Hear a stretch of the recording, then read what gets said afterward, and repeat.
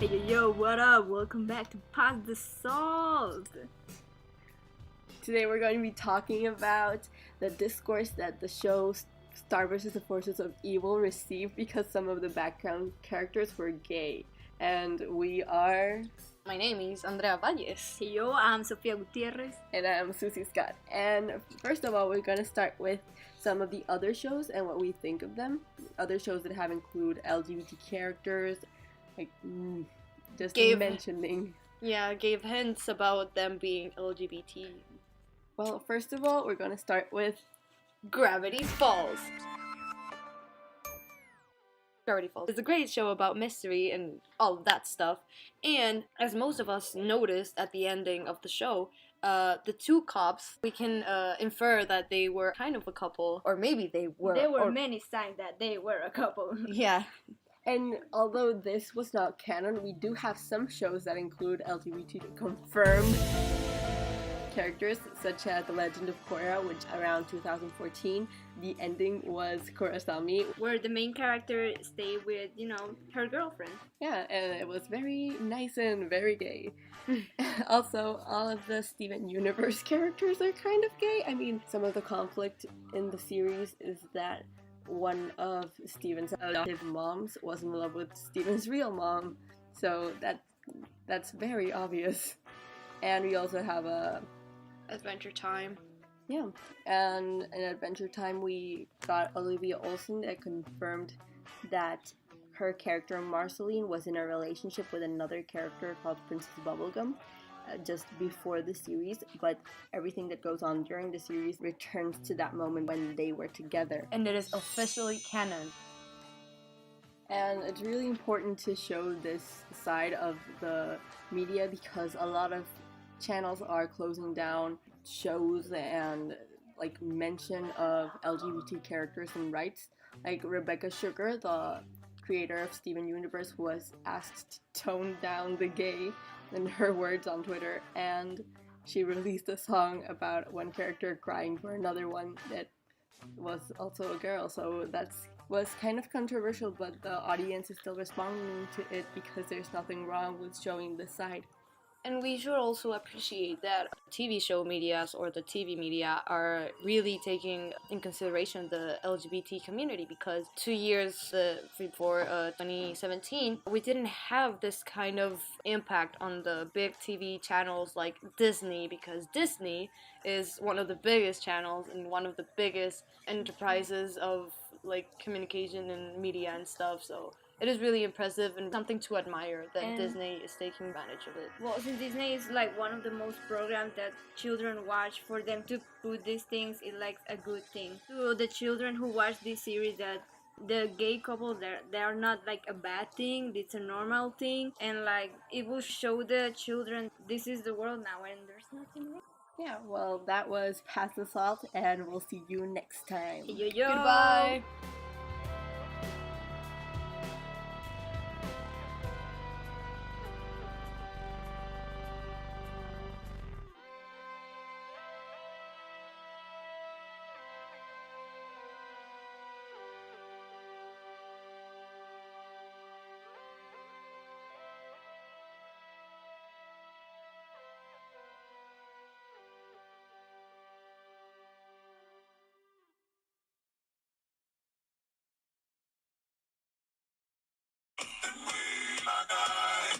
Hello, it's me from anywhere you're following us, a server Mauricio Garcia here from the Red Vocal, where people from the outside talk their opinion about famous artists.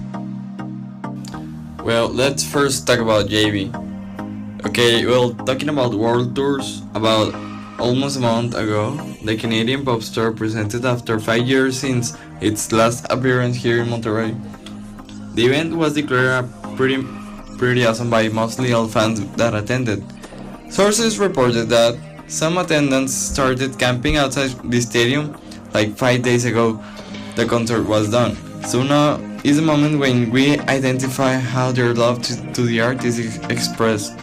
Recently on social media was published that even by more or less 2 p.m. the entrance line was 30 minutes long at least, and just for entering the stadium.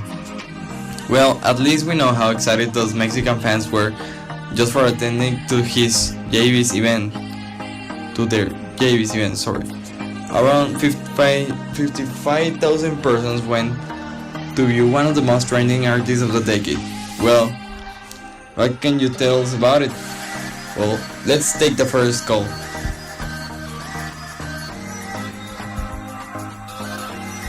Okay, well, they're telling me one call just arrived. Okay, they also told me that the name was Katia, I guess. Yes. Well, what can you tell us about it, Katia? More or less, if you went, more or less, what was the range of the ticket price? Well, can you tell us your opinion? Well, I actually went to Justin's concert last month, and for what I can say, I really enjoyed his show and the songs he chose. I actually wasn't planning on going, but since a friend gifted me a ticket, I was absolutely going. Although I'm not his biggest fan, in my eyes, his concert was pretty good. Although most of my friends that also went to a concert did not entirely like his performance, I actually did. It was definitely not the best he could do. 3 or 4 years ago, I went to his Dallas concert and it was immensely better. Unlike most of my friends, I don't regret going, but with this said, I didn't actually have to buy a ticket, which is why I probably didn't mind. He started the show singing the song Mark My Words, in which I am pretty sure he was doing playback. During the whole concert, it was very evident he was doing playback in his songs.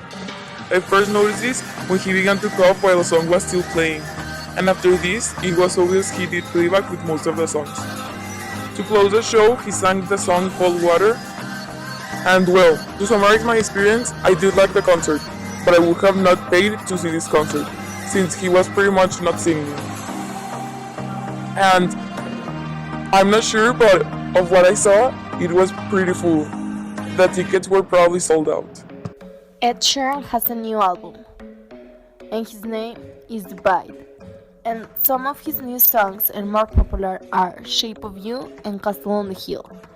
The music of Ed Sheeran has a meaning, basically expressing that he wants to give a message to the person who are listening to his voice, his songs. And one important thing about him is that he is very kind to his fans. Some fun facts of Ed Sheeran. He can play the guitar, battery, piano, and more. He can talk German, Greek, and obviously English. He's afraid of heights. He loves his hair, and he composed his songs. So, as you know, or if you don't know, Ed Sheeran is going to be on tour soon. Probably you're wondering if he's coming to Monterrey. Well, the answer is yes. He will be coming on June 14 of this year. His tour starts in March. So, if you are planning on going to his tour, you should hurry up to buy tickets because... Well, thank you, Karen and Susie, for your appointments. Well, right now it's time to say goodbye. Thank you for all that. Stay tuned with us. Here, your server Mauricio Garcia at the Red Vocal.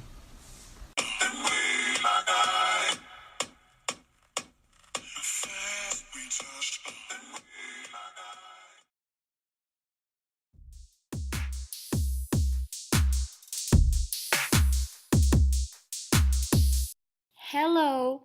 Welcome to Dessert for Breakfast.